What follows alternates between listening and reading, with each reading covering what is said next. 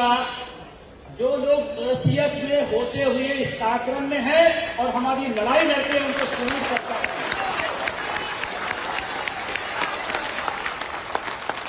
क्योंकि जिनकी लड़ाई है वो तो मैदान में हो, अच्छी बात है, लेकिन जो पेंशन में होते हुए भी आपकी लड़ाई में है वो ज्यादा बड़े महारथी हैं और ज्यादा हमारे लिए मजबूत पिलर है। मैं उन्हें सैल्यूट करता हूँ, धन्यवाद देता हूँ।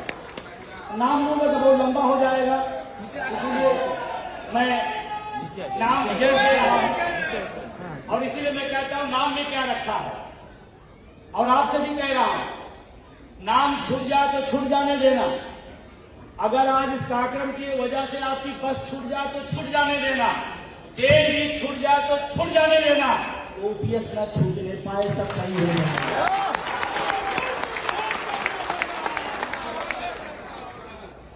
बुढ़ापे की लाठी नहीं छोड़ना है। और आज मुझे इस बात की खुशी हो रही है, अलासा टीम को मैं कितनी बार धन्यवाद दूं। आज इसमें हमारी माँ शक्तियां बड़ी संख्या में आई हैं, बहुत सारे लोग परिवार से आए हैं, वो बहुत आभारी हैं कि हम सब बहुत शानदार उन्होंने निर्णय लिया कि परिवार के साथ बीच में आए। और जब लड़ाई बड़ी हो तो परिवार को साथ रखना पड़ेगा। अगर लड़ाई बड़ी है तो परिवार को साथ, क्योंकि जो लोग यहाँ पर व्यवस्था में पिछले कई दिनों से लगे रहे होंगे, जो संचालक मंडल होगा, जो व्यवस्था अधिकारी होंगे, अगर उनकी पत्नियां, उनके बच्चे उनको सहयोग न करें तो ये इतनी बड़ी जमात को एक व्यवस्थित कार्यक्रम नहीं दे पाएंगे।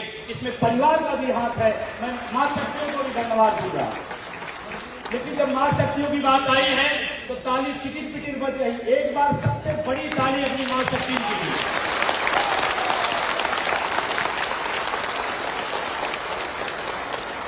बहन हमारी बैठी है, अच्छी बात है कि नहीं? क्योंकि कहते हैं, आपको मैं बताऊं, कहते हैं कोई लड़ाई आप लड़े जीत भी सकते, हार सकते हैं, लेकिन इतिहास गवाह है जिस लड़ाई में मां शक्तियां सामने आ जाती है वो लड़ाई हार नहीं सकते हैं।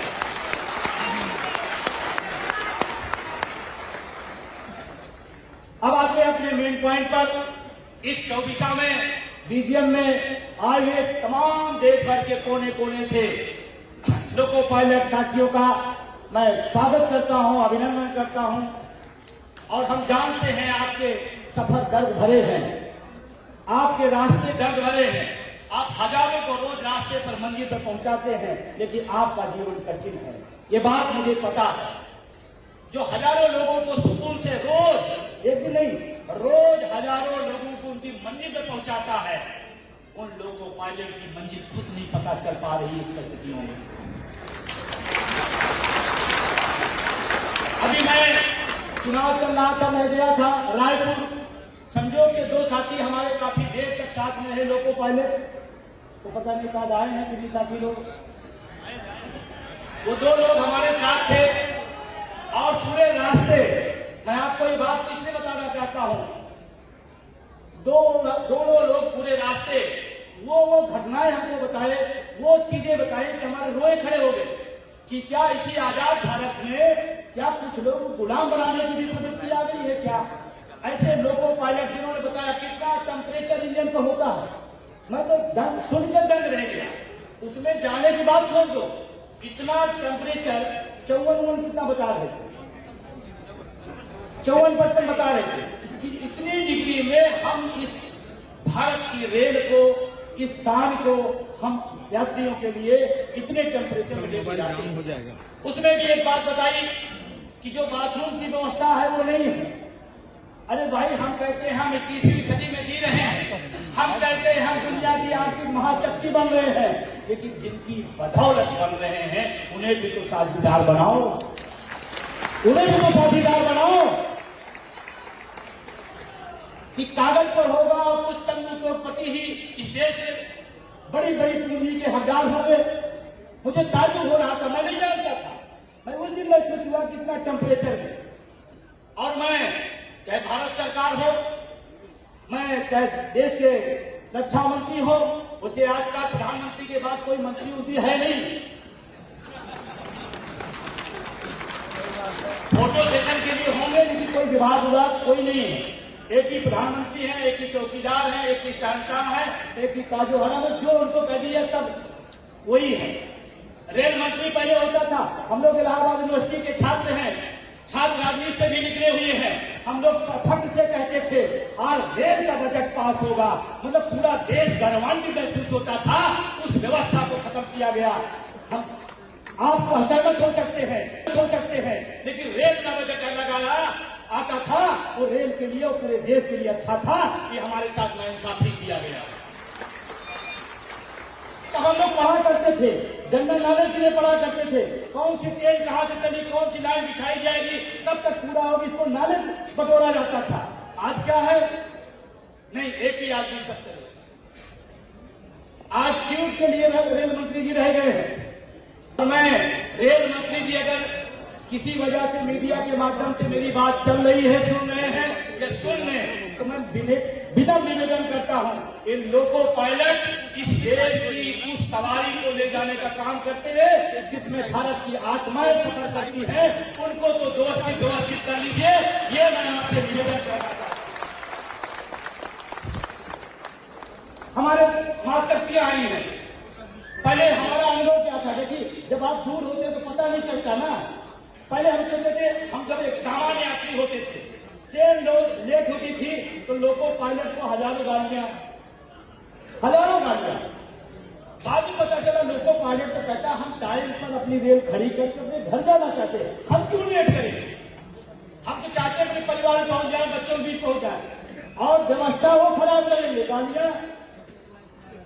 गालियां किसके खाते में, गालियां लोको पायलट खाते में। क्यों भाई, आप व्यवस्था दो। और अभी जो एक सिग्नल वाला मामला आया, ये तो बहुत ही, मतलब मेरी पहली बात तो कोई गलती करना नहीं चाहता, लेकिन मानवीय दृष्टिकोण से अगर गलती हो गई, सिग्नल क्रॉस हो गया, तो सीधे आप क्या कर रहे हैं। तो अगर एक मंत्री भ्रष्टाचार में आरोपित हो जाए, सिद्ध हो जाए, तो उसको गंगा सागर में ले जाकर फेंक आई। क्यों रहेगा भाई, क्यों मंत्री रहेगा, क्यों मंत्री रहेगा। एक हमारी और मेरे लिए चाहते हुए आपकी व्यवस्था की खामियों की वजह से अगर ऐसा हुआ तो आप पनिश कीजिए, एक नियम बनाइए, तरीका बनाइए। इसका नहीं मतलब आप फांसी पे आप चढ़ा दें, ऐसा तो नहीं होना चाहिए। क्या मैं सही कह रहा हूं? यही बात जब कहता हूं तो बहुतों के हाथ दर्द शुरू हो जाता है, और लेकिन मैं सच कहूंगा, और मैं आपको बता दूं, मैं झूठ नहीं बोलता क्योंकि मैं प्रधानमंत्री नहीं हूं।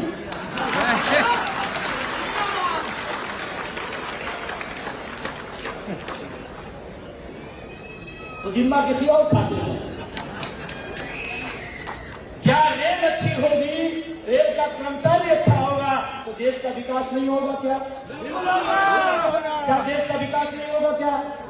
और देश का विकास आप किसके पैमाने पे खड़ा करते हो?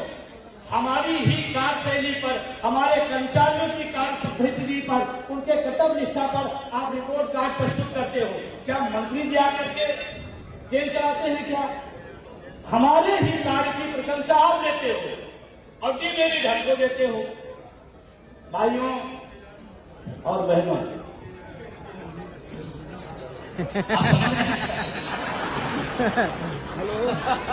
अच्छा आप दूर से सिग्नल समझ जाते हैं।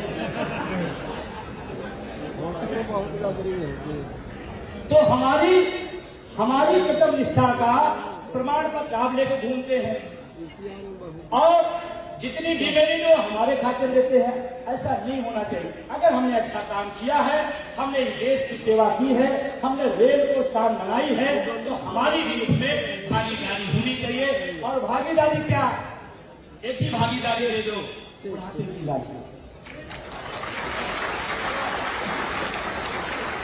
एक ही भागीदारी ले दो। क्या क्या चाहिए, और क्या चाहिए, क्या चाहिए, क्या चाहिए। तो अभी आप सुन रहे थे विजय कुमार बंधु जी को। तो विजय कुमार बंधु जी ओपीएस की बहाली के लिए लगातार जो ओपीएस को लेकर आ रहे हैं, तो कर्मचारियों के हित में जो ओपीएस की बात जो विजय कुमार बंधु जी कह रहे हैं तो ये काफ़ी महत्वपूर्ण है।